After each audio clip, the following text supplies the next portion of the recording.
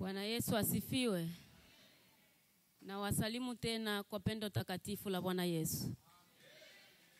Kwa wale waliokaribishwa wageni na wasafi. Basi nashukuru tena kuona leo. Nafikiria leo ndo tunaagana, kila mmoja wanaenda kule walikotokea. Basi niseme kwa kila mmoja. Amen. Tunamalizia somo lakini nitakuwa na haraka, nitakuwa na mambo mafupi sana. Kulingana na muda wetu umekuwa finyo, nitaongea kwa ufupi sana. Ila hapa kuna swali mbili. Nimejisikia kwamba hizi swali mbili zikae kwanza hapa. Tuangalie neno moja tu hapa, tunagusia neno moja ili nijibie maswali na tunamaliza somo. Tunasoma kwenye kitabu chetu cha Esther, sura yake ya kwanza, verse yake ya 18, maandiko yanasema hivi.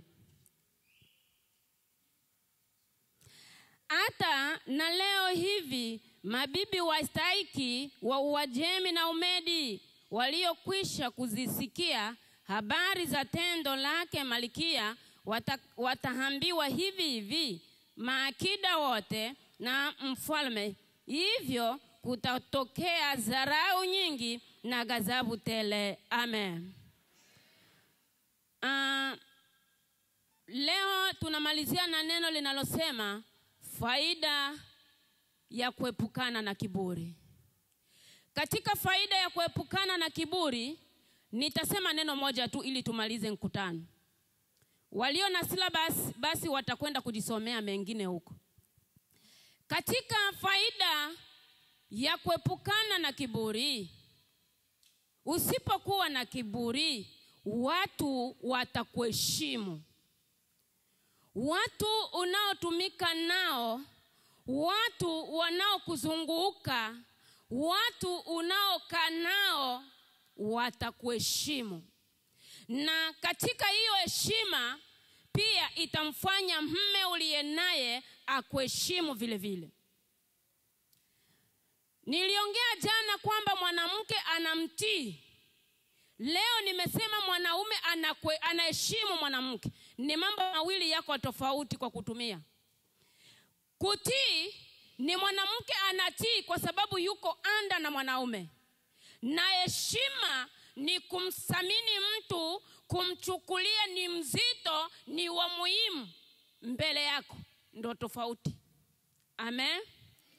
Kwa hiyo mwanaume ndo anaheshimu mke, anamchukulia ni mbavu katika mbavu zake, ni nyama katika nyama yake, ni mtu wake wa karibu sana. Anamheshimu. Lakini mwanaume hawezi kukutii wewe. Mwanamke ndo anatii. Kwa sababu kutii ni kutembelea programu, mamlaka ya mtu aliye juu yako. Kwa hiyo mwanaume yeye hawezi kukutii, bali anakuthamini. Na katika kuthaminiwa na mwanaume anayemthamini mke wake lazima amlishe vizuri. Haleluya. Mume anayemthamini mke wake lazima ajue kumlisha. Mke wangu anatakiwa hale vizuri. Hiyo ni jukumu la mwanaume anayeheshimu mke wake.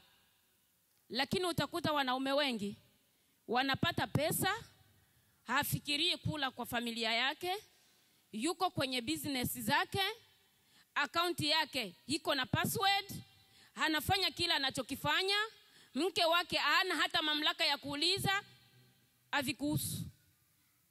Na ukiangalia hapa tulipo, wanawake wengi ambao tunazaa, tunashindwa kuingia kwenye vibarua kwa ajili ya kazi nzito tulionao ya kuzaa. Na aliyenipa hiyo kazi ya kuzaa ni wewe mume wangu. Sasa ninapokusogelea ili kwamba angalau nijue kinachoendelea yatosha. Wewe kaa tu hapo. Unakuwa mama kulea watoto. Unashindwa kujua heshima ambayo ulionayo kwa mke wako inakupa nafasi ya kumlisha vizuri.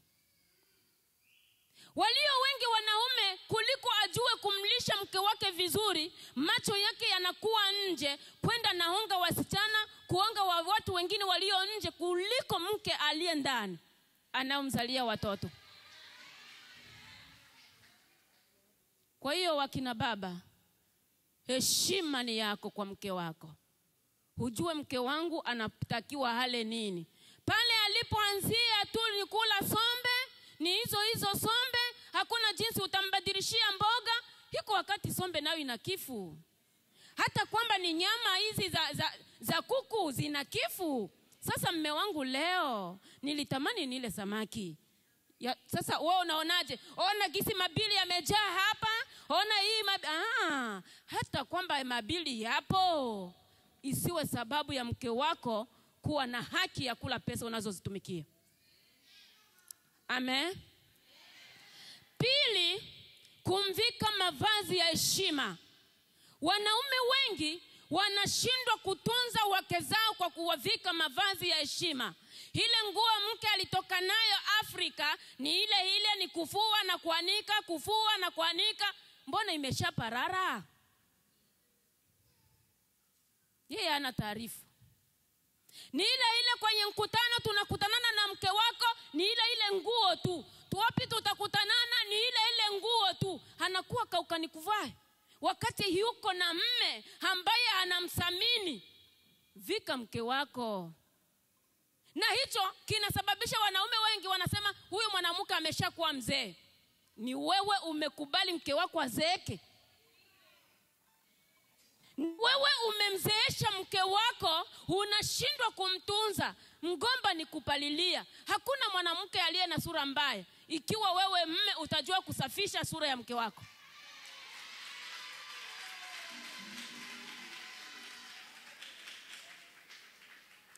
Na katika kumtunza mke, haijasema ndo nakwenda kumchukulia vipambo, anakuwa na vipambo vya ajabu, anavalia manguo maskati yamekatika, anapotembea mapaja yote iko wazi. Hapana.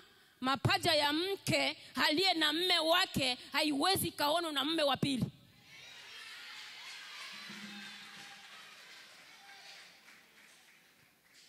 Lakini unakuta huyu mbaba anafurahia hata mke wake akipita lipaja liko wazi, anaona kwamba ndo wanaenjoy maisha, wanaingia mupromenade.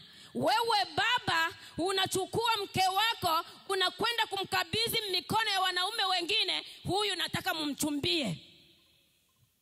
Kwa sababu anapopita hivi, mwanaume mwingine anaona hilo lipaja litamtetemesha. Wewe baba umeenda kumwacha mke wako mikono ya wanaume wengine. Baadaye inakuwa sasa, mke wangu sikuone vizuri. Mavazi unayomvika mkewe inasababisha alinganishwe na kahaba. Heshimu mke wako baba. Mke wa mtu hana heshima yake. Tunaomba tumuone mke wa mtumishi, na anaposimama kila mtu anasema ndio. Huyu ni mke wa mtumishi. Lakini unakwenda kuta mke wa mtumishi anavyovivaa, unashangaa huyu mtumishi yukoje? Unakuta mwili wa mke wa mtumishi umeparara, umesamuka. Mafuta haijasema mpaka anachubuka ngozi. Kama ni mweusi, nunua tu hata mafuta ya mgando, anakuwa vizuri.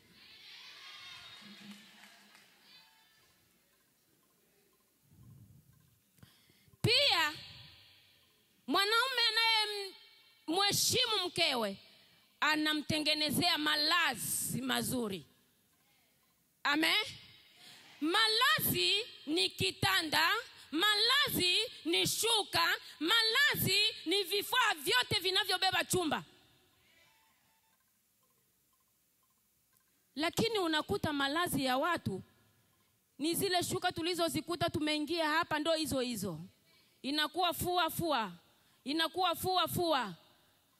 Jamani, sema hivi tumekuwa hapa, lakini utakuta nyumbani kuna misiba ilikuwa mtu amefiwa, maiti inabidi ingie ndani kwa baba au kwa mama. Sasa mnapoenda pale, mkae karibu na mama ambako kuko maiti, unakuta chumba yote inanuka. Manguo inazaga mnyumba. Yaani unashindwa kuelewa hivi hii ni nyumba kweli ya mtumishi au namna gani? Ni kweli unaweza kuwa na mke wako akakose kujua usafi. Wewe baba huko mwalimu wa mke wako. Weka mke wako chini. Mama, hona jinsi mabegi yanavyokaa. Unakuwa mfano wewe mwenyewe.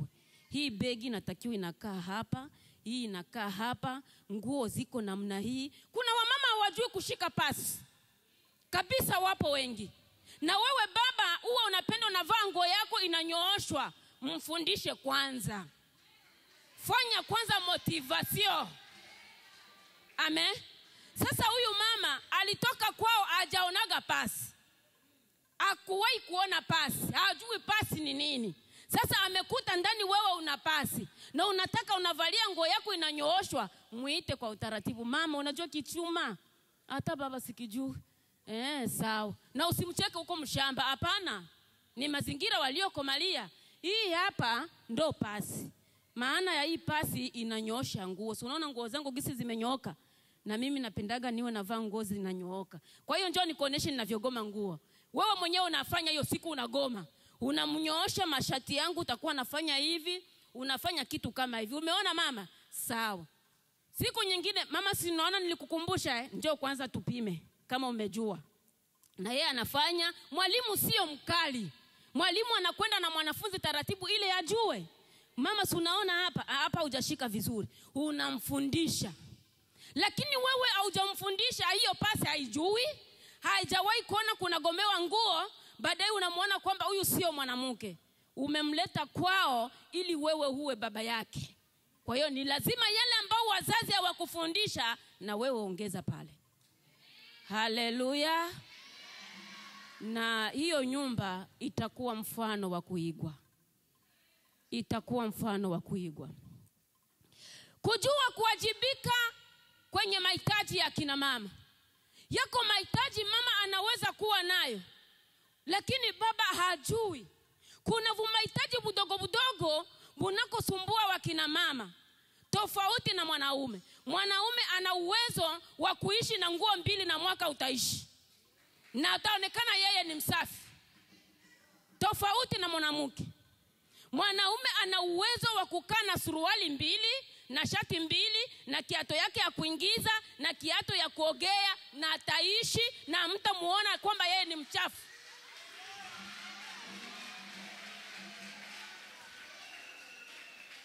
Haleluya. Lakini akina mama hawe na vitenge 5. Huyu mama iko uchi. Humbali na wanaume. Sasa wewe baba unarizika tu na hali ya mke wako alionayo. Wewe unarizika, ujue mahitaji yake. Haujua anaweza kupata kiato kingine cha kubadilisha. Kuna nguo au kiato cha kutoka nacho. Na kuna kiato mtu anavaa nyumbani cha simple. Sasa ile nguo kiato ya nyumbani na ndo tena hiyo anavalia tunaenda kanisani. Hapana baba, ni mahitaji yako. Wewe ndo unatakiwa uangalie. Mke wangu ana viato vingapi? Mke wangu ana nguo ngapi? Mke wangu ana vitambaa vingapi? Mafuta je yameisha? Yako maanda ambayo inatakiwa mwanamke awe nayo. Sasa unakuta ni ile anda moja tu. Inafikia tu mwanamke anavaa nguo ana anda ndani. Shida. Huo vitu wote ni mahitaji ya wakina baba kwa ajili ya wazao. Lakini kwa sababu wababa hawasamini tena wake walionao, sasa anapomwona mwanamke amependeza ndo anatemeka, anaona yule mwanamke anakuwa tofauti na mke wake. Na wewe mpendezeshe, atakuwa mzuri tu.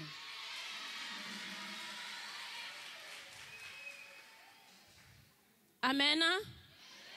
Yule uliyemuona amependeza, amejipaka mafuta, akavaa na nguo nzuri, akavaa na kiato kizuri, tofauti na alivyo navyo mke wako, vimekutetemesha. Na wewe ukimvalisha mke wako hivyo, hatakuwa na mng'ao.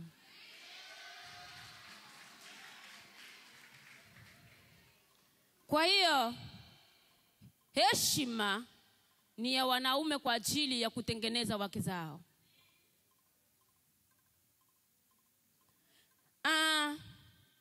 Ngoja kwanza nijibe hizi swali. Swali ya kwanza inasema hivi.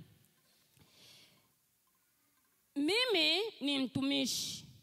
Mume wangu ananikataza kazi za Mungu.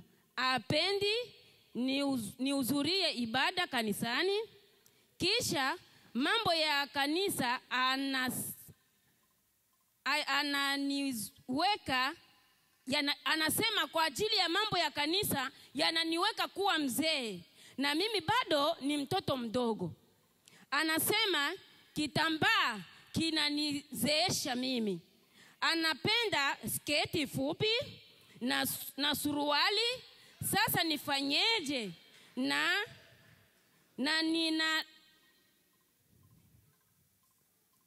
yeye ameniletea kama zawadi na mimi napokea. Huyo mume wangu nitamtije? Unasikia hiyo swali? Kwanza, mume wake yeye hataki yeye aende kanisani. Pili, anamkataza vitu vya kanisani kwamba vinamweka yeye kuwa mzee. Hataki mke wake avae kitambaa.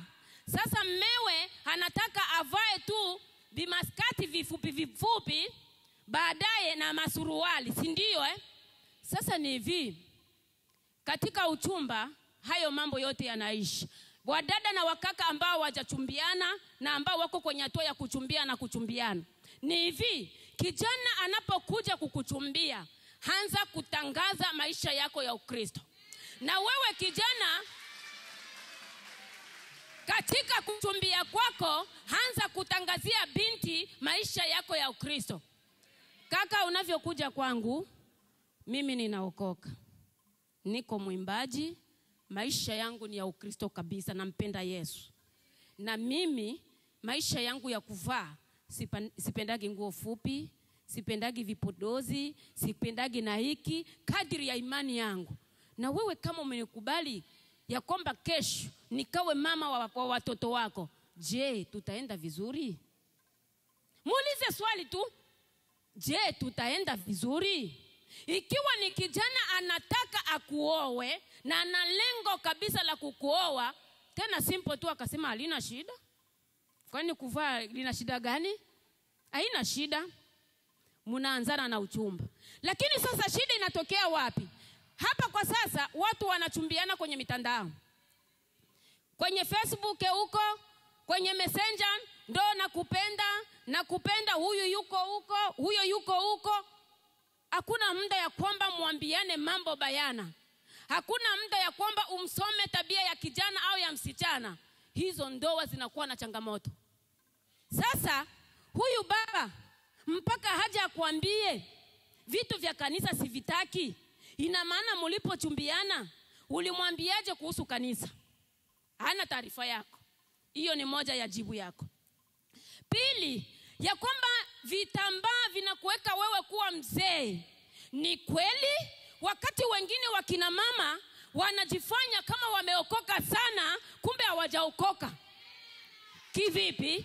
Unakuta mtu ni muombaji.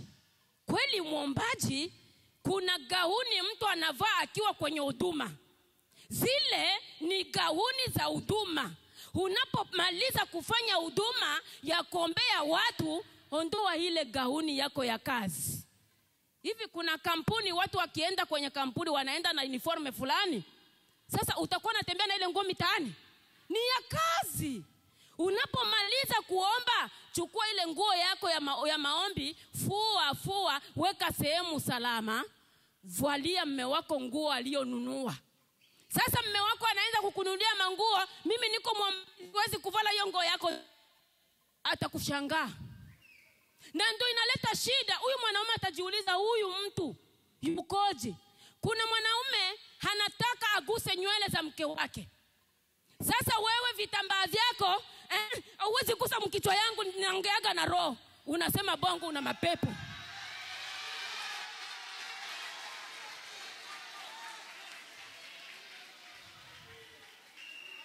Haleluya. Unasema bongo, wewe una mapepo. Naomba tufanye mfano ulio hai. Kama hapa kuna binti wa miaka 16, 15. Christina njoo. Wai mbio hapa. Na mfinyo sana. Najibia swali ili nimalize somo. Huyu ni mtoto wa baba na mama. ambaye ana miaka 15, 16.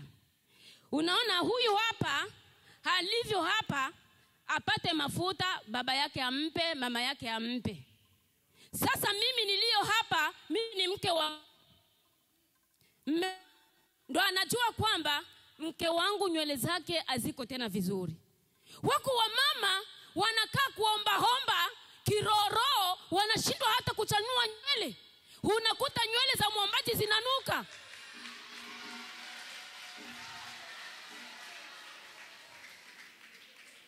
Sasa huyo mwanaume atashindwaje kukwambia wewe ni mzee? Mpaka atakushangaa, kwani uko kukanisa?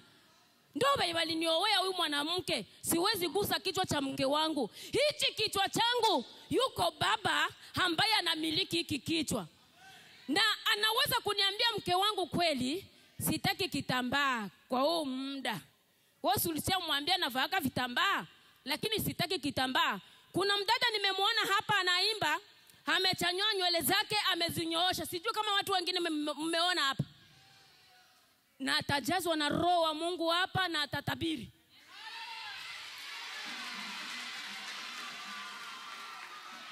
Lakini watu wanaona kwamba hiki kitambaa ndio kinanifanya mimi nijazwe. Hapana.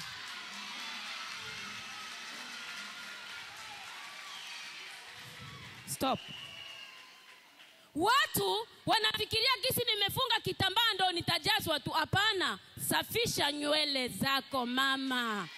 Chanua. Yaani huyu mbaba akuonee hata apeti. Unakutaniwa huko mchafu.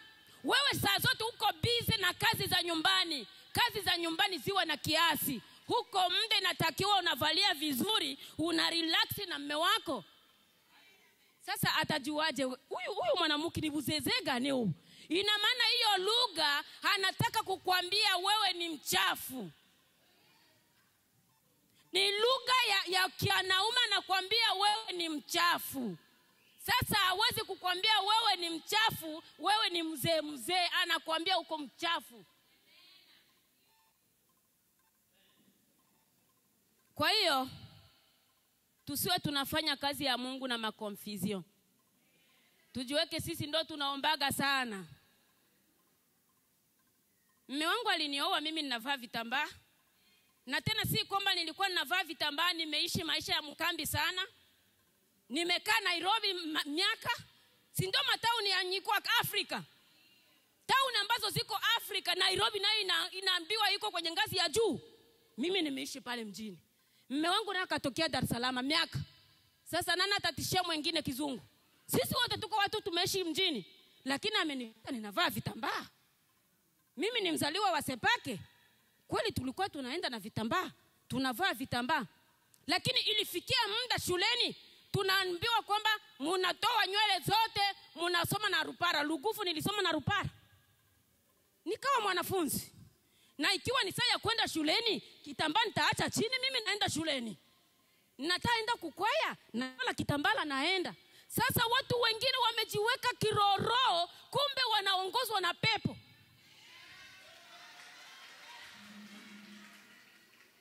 Lakini haijasema kwamba vipodozi unaruhusiwa kuvifanya. Hapana. Na mapokeo yetu na mapokeo ya watu wengine tuko tofauti. Watu wengine wamefikiria kwamba kuweka vipodozi ndio kwamba ni wokovu sana. Hatukupokea hivyo sisi. Naomba niache huko. Pili, huyu dada akasema hivi. Mume wangu ananiletea skati fupi, ananiletea na suruali. Maandiko inakataa mwanaume kuvaa nguo za mke na mwanamke kuvaa nguo za kiume. Lakini kuna condition unaweza kuipewa. Wako watu wanafanya kwenye kampuni, unaambiwa hapa hatutaki vitenge kwa sababu ya fungua. Unapokuwa hapa inabidi uwe na suruali. Unaenda kazini, uko na ile nguo ya kazi. Na ukitoka mkazi, ushageuka huko tena mkazi. Uko tofauti. Lakini wewe kama ndo nguo unaziweka barabara, ina maana wewe na makahaba mnafananishwa. Tuambie kweli tu. Amen. Amen. Ni hatari sana. Mkiangalia dunia sasa hivi, tuko kwenye mmomonyoko wa dunia. Dunia inaenda pabaya. Mambo ambayo ikuwepo, watu wanakuwa vamia kizungu. Mtu ametoka huko manyumbani, hajawahi kuona gari, hajawahi kuona lami, hajawahi kunywa maji ya mfereji. Sasa amefika hapa, ameona kizungu, ndio mtu anakaramuka. Tulia. Vaa ukiwa ndani ya Yesu. Amen. Sasa huyu baba mpaka kuambie ndo umvalie manguo mafupi. Huo muda wote mlichumbiana, haja kufanyia bia hivi. Angalisho na wanaume. Niliwaambia angalisho na wanaume. Mwanaume azoeleki. Unaweza kuwa ni mume wangu ndio nataka unamzoea. Mwanaume azoeleki na anaweza kuvileta hivyo vizawadi, aone akili zako kweli zinatumikaje. Yeye anajua ulishaka mwambia sipendake kuvola vya hivi, sipendake vya hivi, lakini tena anavileta. Baadaye yawe kuona tena, ndio ulileta hivi mume wangu. Sawa kabisa. Anasema huyu, hata kwamba nitakaposafiri nitakuta lidume lingine litamletea vitu, atanisaliti. Unaona shida ya wanaume? Wao wanafikiria ni zawadi ya furaha, kumbe anapima sasa akili yako. Na wanakuwa tena juujuu na huko shaga mwambia uvalake vya hivi. Atasema huyu atanisaliti huyu. Ayuko for. Kuna mwanaume anaweza kuja kumdanganya tu na atanisaliti. Kwa hiyo akina mama, tuishi na wanaume tukijua kwamba ni wenzetu wanatupandisha kwenye mtihani kila leo. Unaishi naye na yeye anakupandisha kwenye mtihani kila leo. Hivi vitu haviwezi kuja hivi hivi. Kuna visababu huko ndani kwenu. Na kama amevimaanisha kweli, muulize unataka nini? Nivale hii sketi hivi ambayo inaniweka wazi hivi. Sasa wanaume wengine wakiniona barabara wananichumbia, unanipa ruhusa nikubaliane nao? Basi naomba uniruhusu. Ataka inichumbia, hacha nipendane naye. Unampiga bombo.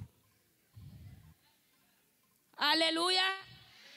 Hata kwambia ina maana nimekuambia uvale kiki fupi ili upendwe. Hiyo ndio maana yake.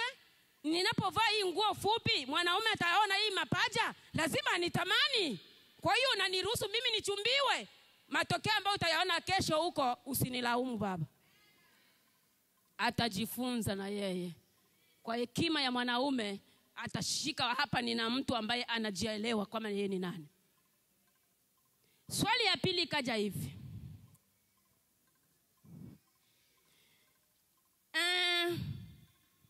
Swali kuhusu zawadi. Mimi bado ni ngali binti. Nimepata mchumba, analeta zawadi, napokea. Na kuja kuta nina wivi. Ndani ya zawadi kuna wivi. Na mimi ni mcha Mungu. Pamoja na siketi fupi. Natupa. Na tunatarajia ndoa. Sasa nifanyeje? Nimesema wakina dada ambao wanaolewa na wakina kaka wanaandaa kuoa. Jamani, tangaza maisha yako. Anza kumtangazia kijana maisha yako. Kaka samahani, mimi sivalaki vitu vifupi. Kwanza hii nguo umeniletea zawadi. Cha kwanza upokee kwanza na furaha. Asante, asante. Na pia katika uchumba, usikubali mwanaume wa mazawadi. Mwanaume wa mazawadi, hamtafikia lengo. Angalisho na wanaume. Leo analeta zawadi, kesho analeta zawadi, kesho analeta zawadi, ataanza kukudai bado huko kwa baba yako na mama yako. Na mwanaume ameanza kukudai huko kwenu, una spy. Hata kwa na lengo na wewe binaisha. Huyu ambaye bado nimechumbia, sijamfanyia chochote, ndo naanza kumtumia hivi. Je, nikimfikisha ndani? Angalisho, wanaume wanaonaga mbali, hawaoni leo wao. Utakaa naye kwenye uchumba, yeye anaona kesho. Huyo sio mwanamke. Kwa hiyo epukana na mwanaume wa vizawadi. Mwanaume wa kuoa mtu anakujaga wazi, mimi nitaoa. Na usifanye mwanaume amekupenda ndio imekuwa sere naye, salisha nipenda unajipeleka. Hapana, muwe mkao wa kuogopana, wa heshima. Inakuwa simu ndio wewe kila saa, halo nilikuwa nakusalimia tu. Wewe unamsalimia kwa sababu gani? Kuna shida gani? Achana naye. Hivyo vizawadi kesho vitakuletea shida. Na mwanaume akianza kukuhitaji huko kwenu, hapo hakuna kuolewa.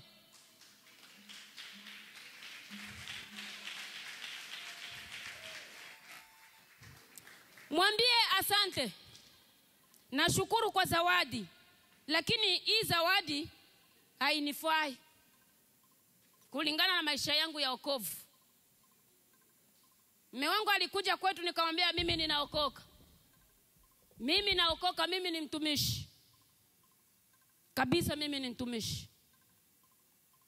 Na yeye akasema niko tayari kulea utumishi wako. Amen. Amena. Anza kumtangazia. Kijana na waanza kumwambia dada, mimi ni mtumishi. Na yeye aanze kujua jinsi gani ya kukubaliana na wewe. Lakini mnapendana tu kwenye mtandao. Hello, uko wapi? Niko Texas. Na wewe uko wapi? Niko Rochester. Sawa. Uchumba unachukua miezi 6 ya kila mmoja ajifunze mwingine. Unamsoma na yeye anakusoma, na mambo ambayo hutaki kwake amekataa kubadilika, mwambie kwanza leo binaisha mimi na wewe.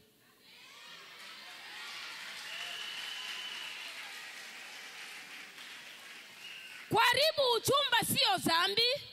Kuharibu ndoa ndio vibaya. Wewe na yeye mnachumbiana lakini hamjabarikiwa.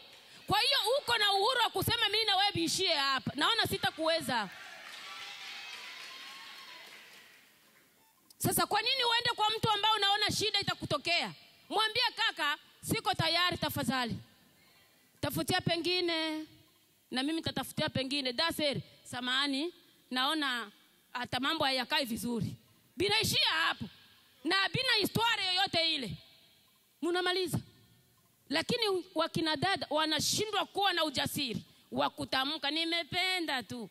Nimependa. Utaingia pabaya.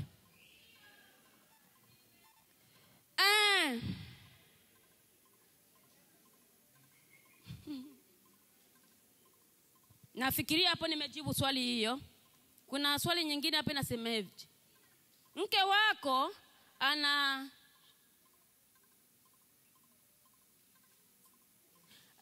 ana sakoshi 3 za nguo, ila anapendaki.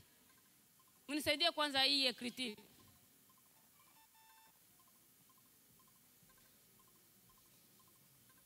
Kiswahili vya Kongo hivi, soma kwanza hivi.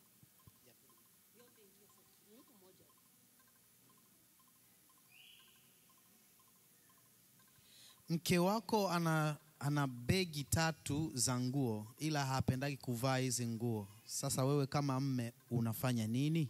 Hiyo ndio swali ya kwanza.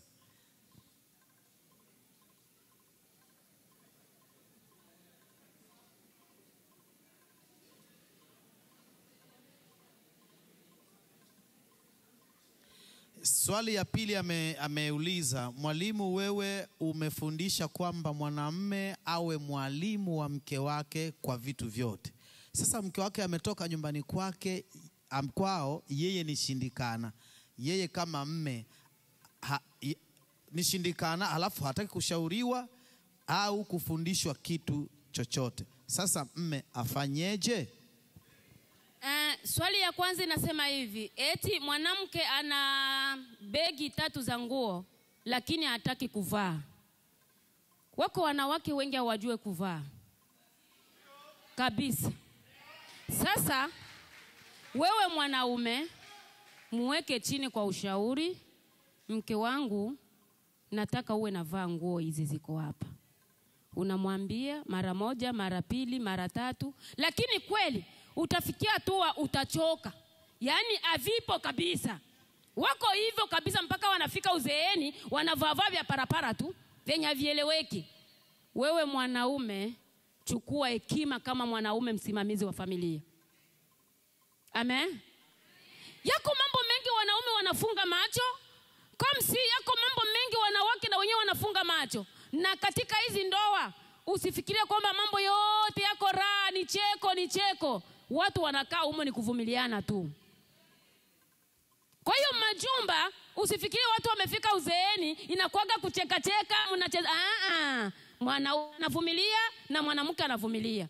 Kwa hiyo umeoa baba, amini kwamba huu mzigo wa mwanamke huko juu ya kichwa changu. Kwa mazuri na mabaya nimekubali kubeba msalaba wake. Na wewe mama, amini kwamba matatizo ya mume wangu na mimi nimekubali ni yangu. Basi mnaishi. Kwa sababu mwanamke avai hizo nguo ziko kwenye begi, ndio unamuondoa? Swali linakuja na mimi nimekuuliza. Na kufukuza, haujue kuvaa na hizi nguo ziko hapa, toka uende kwenu. Watu watakushangaa. Kwa nini tu mpaka afukuze mke wake kwa sababu havaaki? Sawache tu aone ni kawaida. Kitu kadogo ulimwengu utakuona wewe haufai mwanaume. Inaomba kuvumiliana. Swali la pili ndio linasemeje hapo?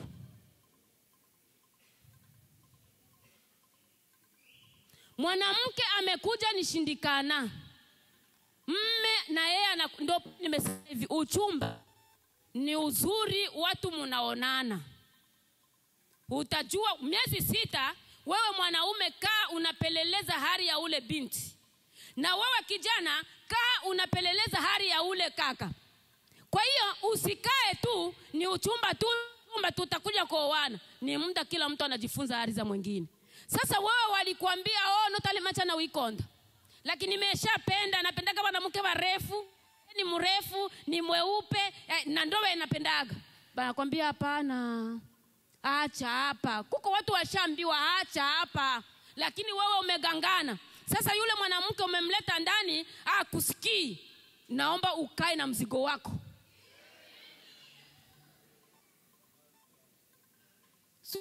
Kwa mzigo. Wazazi si walishindwa nao. Na wewe ukibeba kuni na bunyengelele unaenda nao. Pambana na hali yako. Na wewe kama ni mtumishi umekutanana na huyo mtu, na wako watumishi wengi wamepata hizo bala. Anakuta mwanamke nishindikana wa kupindukia. Haitamfanya atoke kwenye imani. Lakini anabeba msalaba, anabeba mwiba. Utafanya huduma zako zina mwiba. Wengi wako na hiyo miiba sana. Wako wanawake hata wake wa wachungaji waendage makanisani. Siendi. Na mme ndio mchungaji. Sasa amfukuze yule mwanamke. Anamvumilia. Na wale waamini inabidi wamuelewe. Na yeye mwenyewe inabidi ajioneshe wazi. Mke wangu kwa masuala ya kanisa mumuache. Pale Nyarugusu tulikuwa na huyo mchungaji pale. Mke vya kanisa habijui. Yaani shindikana kabisa, lakini mme alijiweka wazi, msiangalie maisha ya Ukristo ya mke wangu, mniangalie mimi kama mchungaji. Lakini pia ina madhara kwamba mme hata kuwa na ile kilo sana. Utakuta mwanaume yuko na madhaifu tu. Ila katika uchumba wazazi wakikwambia hii kuoa na kuolewa ya mnaanza hatutaki, sikia kwanza mashauri. Wako watu hawasikiage mashauri. Bwana achana na hii, huyu dada achana naye. Nishapenda baba. Nishapenda na hapa tuko Marekani ndio kabisa. Ukikatana nitakuitia polisi. Mimi nitaita polisi, hautaki mimi. Kweli hivi kule nyumbani mliwahi kusikia mtoto tu anapata ujasiri wapi wa kuitia baba yake polisi? Ni vitu vya ajabu sana. Dunia iko kwenye mmomonyo. Msifurahie hivyo wa vijana ambao bado mko manyumbani. Ni laana. Maandiko inasema kwamba mheshimu baba yako na mama yako ili siku zako za kuishi ziwe nyingi. Sasa wewe ndio unakuwa kimbelembele. Kama utaki nifanye hivi mimi nitakutia polisi. Baba, unakuta baba anabembeleza mtoto. Nisamehe baba. Baba yako tena anageuka mtoto. Ni laana. Watoto mnapata laana. Sasa utafanyikiwaje wewe? Utaongezewa siku za kuishije wewe? Wakati baba yako mzazi ndio unamdharau, hawezi ongea kwako. Mabinti kuko mabinti wanahewa chafu. Wako bize tu manyumba yao, hajue baba ni nani, hajue mama ni nani, yuko kivyake. Na baba hawezi kumuongelea au kufanya neno na yeye. Ni laana. Mabinti tuko kwenye laana. Dunia inaenda kwenye laana. Mzazi ndo Mungu wako. Mpaka ufikie hapo umesoma, baba yako amejinyima chakula mtoto wangu asome. Baba yako ameteseka mtoto wangu awe hivi. Sasa amefikiria wewe utasaidia familia na watu wengine, wewe ndio umepanda juu zaidi. Shida.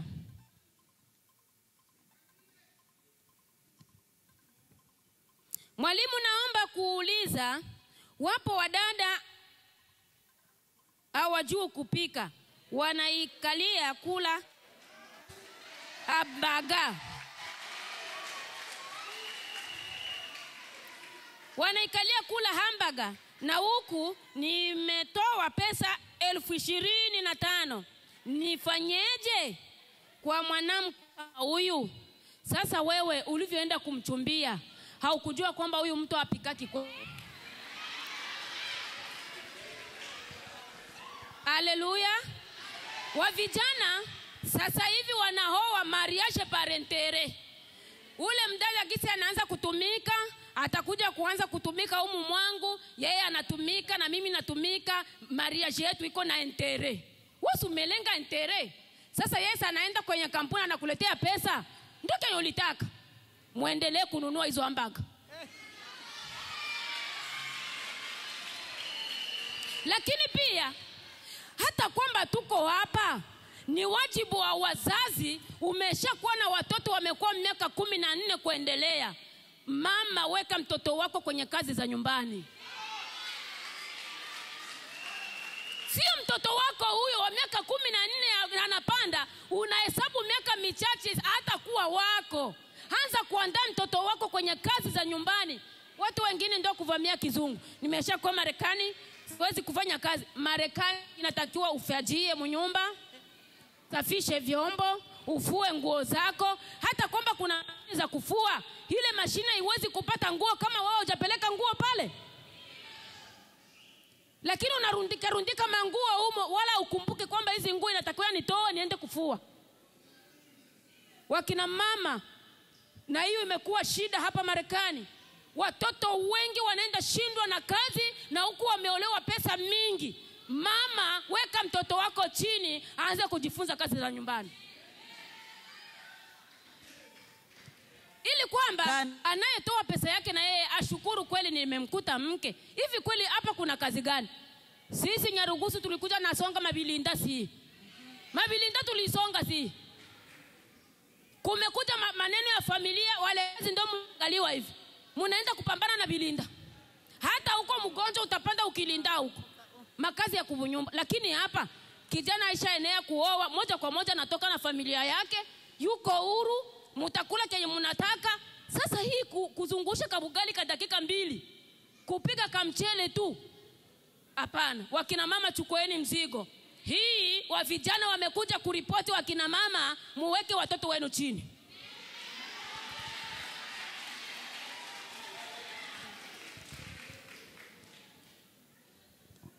Swali hili nasema hivi: mama, mimi ni mtumishi wa Mungu, nina mke na watoto, ila nina changamoto.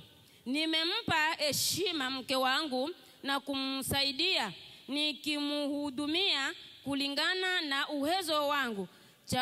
Cha kushangaza, hata ukimhudumia kiasi gani mke wangu wala ashukuru wala kunionyesha hata chembe ya kutii. Mama, msaada wako nifanyeje ili niendelee na kazi?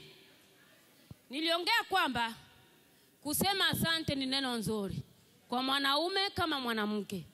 Kila unachofanyiziwa sema asante. Wako watu wengi hata mnamletea vizawadi, anaoesha mtoto, anachambua, ona zawadi yenye fulani ameniletea, na midomo yote anaiweka pembeni. Ndio zawadi gani hii? Huyo mtu anadharau, huyo mtu ana kiburi, huyo mtu ajue kushukuru. Hata kwamba ameleta kitu ya dala moja na mwingine ameleta ya dala 100, hiyo nayo ni zawadi. Shukuru. Sasa kama umekumbana na huyo mtu, mama, ajue kusema asante. Baba, Ndio nimesema hivi, wenye hawajaoa na kuolewa, muoe na muolewe, mtaona ambacho kiko kwenye ndoa. Hicho tu ndo nawaambia, mwende huko, mtaenda kujua kuna uzuri gani na ubaya gani. Lakini kwa hayo yote, umeona nitaoa, nitaolewa, uwe na moyo wa uvumilivu. Basi. Tofauti na hapo, hakuna anaweza kaa nyumba siku 2. Hivi ni nani? Au ni nani anaweza kaa na mwanamke hata mwezi? Hakuna. Lakini unapokubali kubeba mzigo wa kuoa na kuolewa, inaomba kuwa na hekima na kuvumilia. Haleluya. Sasa mtu tu aje kuambia shukrani ndio inakukera sana. Yale mazuri yote anayokufanyia pia umesahau. Kila mtu iko na vitabia vyake vya udhaifu. Mwanamke iko na udhaifu na mwanaume iko na udhaifu. Kwa hiyo inachotakiwa ni kuvumiliana pamoja na kuombeana. Basi.